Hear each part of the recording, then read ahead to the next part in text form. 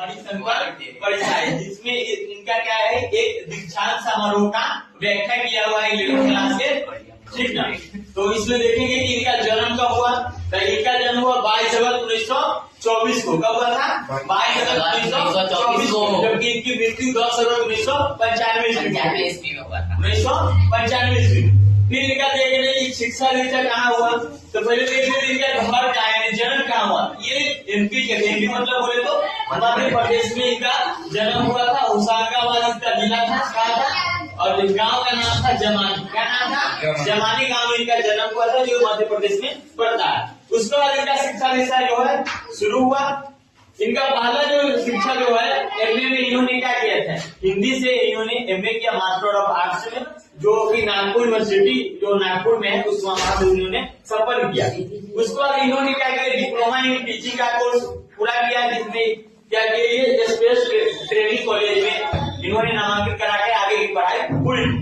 उसके बाद इन्होंने जबलपुर से 2 वर्ष का शिक्षक का क्या किया, अनुमान या अनुभव प्राप्त किया। 2 वर्ष के शिक्षकों का अनुभव प्राप्त किया, यानी कि 2 वर्ष का एक्सपीरियंस प्राप्त किया। उसके बाद इन्होंने बहुत सारे इनको संपादन करने का मौका मिला, संपादन किए, बहुत सारी इनकी कृतियां हैं। उसके बाद इन्होंने सम्मान से कुछ सम्मान, जैसे गांव समाज में होता है, कुछ लोग अगर अच्छा काम करते हैं उनको कुछ न कुछ सहारा दे करके, उनको पदोन्नति कर करके उनको मान सम्मान दिया जाता है ना। ठीक उसी प्रकार इनको भी एक मान सम्मान दिया गया था। कब? 1982 ईस्वी में। क्या दिया गया था?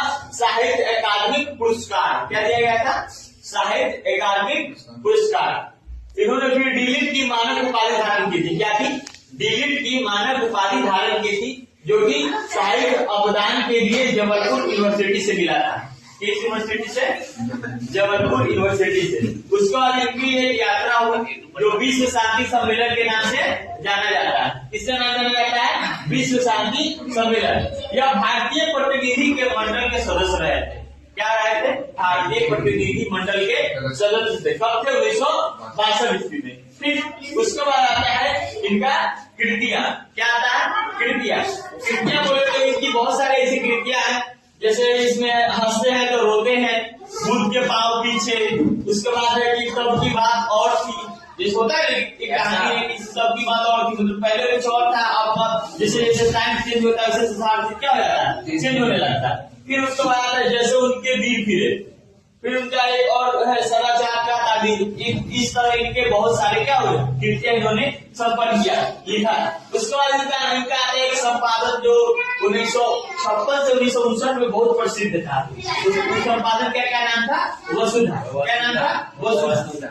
वसुधा जो था एक पत्रिका होगा, तो ये आर्टिकल लिख के आता है कि हाँ इसमें इन्होंने ये किया, सामाजिक मुद्दे पे, तो कभी राजनीतिक मुद्दे पे, तो कभी कुछ पे आते रहता है। फिर इसी प्रकार इनका वसुधा नाम का एक पत्रिका होता था, जो 1956 से 1959 में ये क्या करते थे, प्रकाशित करते थे। तो इस इनका हरिशंकर परिषद का मुख्य रूप से कहाँ पढ़ेंगे? एक दीक्षांत समारोह में। ठीक, इस बुक को हम कंप्लीट करेंगे। ठीक।